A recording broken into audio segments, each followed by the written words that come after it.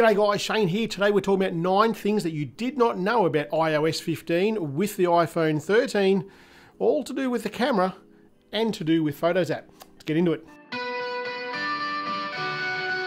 Now, the first thing that we're talking about here is Instagram. Nothing to do with the camera or the phone, but we are going to use the phone to work out hashtags that we can use on Instagram. With iOS 15 and with the iPhone 13, you can scan with the camera, scan for text. And basically when you hover over some text there, you'll see that icon pop up in the bottom right-hand corner. If you touch on that, you're going to be able to see the camera is reading the text, and you can go to websites and everything from that right there.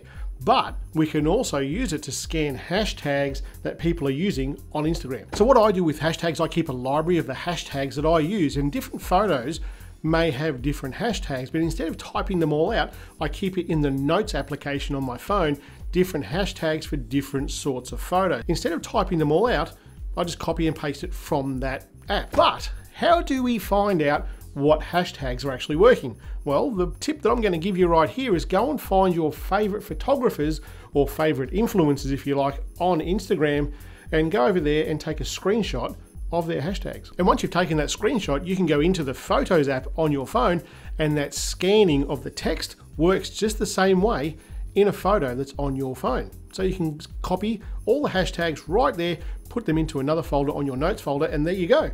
More hashtags. Number 2 is saving photo stacks. And what I mean by this, you can go and open Safari and go and look for, say, a wallpaper for your phone. So we'll open up Safari and we'll go to iPhone wallpapers. There's a few right there. So if I click and hold onto this one, you see it enlarges. Now, if I move my thumb whilst I'm holding it, you see that the picture follows my thumb. All I'm going to do now is touch on the other ones, and it's going to bring it to the stack. That's clever. Now I've got a stack there, and all I need to do now is swipe up whilst holding my thumb down and go into the Photos app and into the gallery of the Photos app and just drop them right there, and there you go. I've just saved all those. Now, they're not the highest resolution that you want, but for the phone screensaver, they're probably going to work pretty well. Hey, would you like to win a phone? When I reach 50,000 subscribers, and we're really not far away from it now, I'm giving away a phone. It's a pretty bloody good phone. So, and I'll post this anywhere in the world. So if you want the phone, make sure you subscribe, put the bells on, come into all the live sessions that we are doing here in December, because that's where we're going to give it away. So make sure you subscribe, hit the bell, and a phone may well be coming your way. Let's get back into this. Number 3 now is looking at your Exif data, all the metadata from the photos that you took before. You see, I used to have to use a different application to find out what my shutter speed was, what app I took it in, what the ISO was, and what the aperture was. You needed to find out all those other things because Apple didn't really just give it to you. Well, that's changed. And all you need to do is go into your photos gallery, open up a photo, swipe up, and it's going to give you all of that information. It's going to give you shutter speeds, camera that it used, as in which one of these cameras it used. It's going to tell you the application.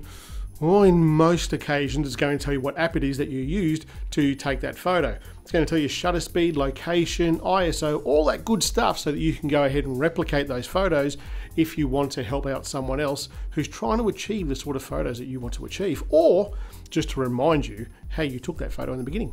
The next one is making videos from your live photos. So to do this one, we're going to have to go into the gallery and open up any live photo at all. And you'll see here it's laid out a little bit different up the top now. Instead of swiping up and changing those live photos to long exposure and loops and so forth, it's up the top left-hand corner now. It's got live there, little pull down arrow. We'll touch on that. And we've got loop, bounce, long exposure. So instead of using any of those, now look down the bottom left-hand corner, and it's got the little away arrow. And if we scroll up now, we can see save as video, and it's going to convert that and save it as a video, and you can send it as a video file. So anyone who can open a video file is going to be able to open your live photo. And while we're in there now, number 5 is all to do with long exposures. It's in a different location, and you may or may not have known that you can do some of this. Up the top there with the live, hit the down arrow, you've got loop, you've got bounce, and you've got long exposure. So if you want a long exposure, that nice silky water, hit long exposure, and it's going to change that waterfall that we're looking at here into a nice long exposure photo.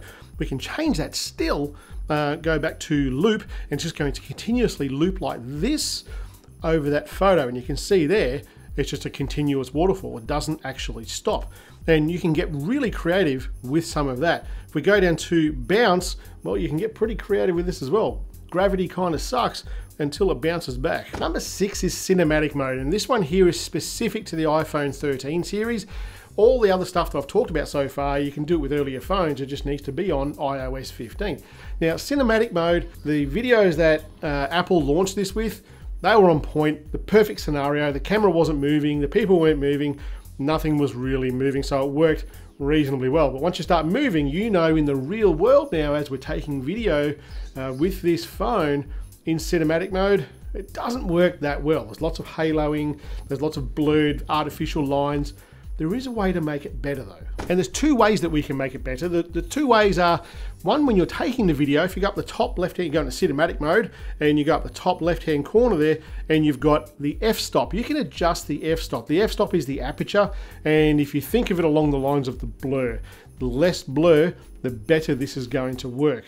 So in aperture speak, the higher that number, that f number, the less blur there will be. So adjust that blur when you do it, and you're going to find it's not as bad as it is by default. You can actually make it a bit better. But you're saying, Shane, I've already taken all this cinematic video and it kind of sucks. Well, you can go into the Photos app, scroll to that cinematic video that you've taken, go to Edit, and there's your f-stop. You can adjust the f-stop after the fact. Incidentally, number 7, it's kind of related, and it's to do with portrait mode. You can do exactly the same thing with portrait mode photography. So go and take a portrait mode photo. You don't like how much it's blurred, go into the edit after the fact, go to edit, hit the f-stop, and you can change the f-stop or change the amount of blur from that photo well and truly after the fact. Encourage you to do it. The computational photography on the iPhones when it comes to portrait mode and cinematic mode, they kind of go a bit too deep in the deep end. So just ease it back a little bit, say, well, Targa, bring it back, and it's going to look a lot better. Trust me. Now on the iPhone 13, when we launched it, they were talking all about how good these new camera features were. And they are good. Some of them are good. Like the night mode on this is just incredible. But the photographic styles, and they really launched this aimed at photographers, and I've used it a couple of times and I've not really used it at all since then. This is not really a point. I'm just saying it's there. And if you answer me down the bottom here that you use it, you'll be the first person I've ever heard of that actually uses this mode. It was supposed to be this really kick-ass sort of feature on the iPhone 13, and I actually don't know anyone who uses it, besides a couple of YouTubers who showed us how to use it. So if you actually do use it, put a comment down the bottom there. I'm pretty keen to see if anyone actually does use this. Number 9 is editing. Editing on photos. Well, you're taking a photo, you're going to edit it. If you don't edit it, well, I don't know what to tell you. Edit your bloody photos. But there's so many different apps around to edit photos. Lightroom is by far and well in advance is my favorite photo app to edit photos with.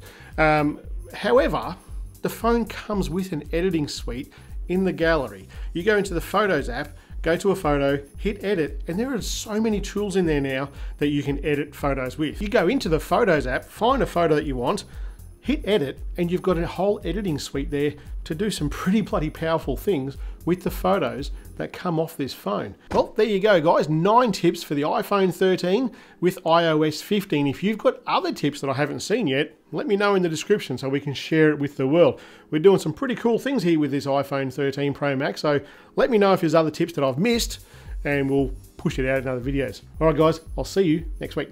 Catch you later.